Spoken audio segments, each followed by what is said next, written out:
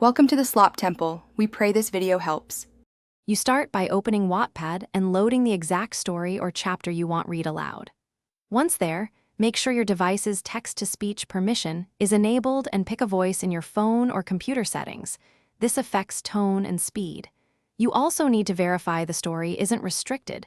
Private drafts or blocked content can prevent TTS. After these checks, position the reader view where narration should begin so you can trigger playback immediately and avoid jumping around mid-paragraph.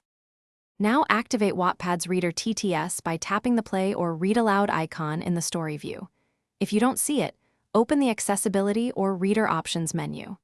Once playback begins, fine-tune speed and pitch either in Wattpad's mini controls or your device's TTS settings so pacing feels natural. If you need to start from a precise point, tap that paragraph and press play or select and use the Speak Selection feature. Make sure headphones or speakers are set, because audio output changes perception of pauses and emphasis. To finish, stop playback at a natural break and add a bookmark so you can resume exactly where you left off. Bookmarks sync on account-based sessions.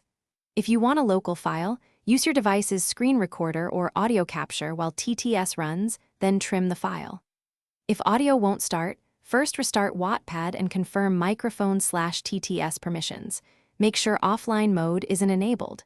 If problems persist, change the TTS voice.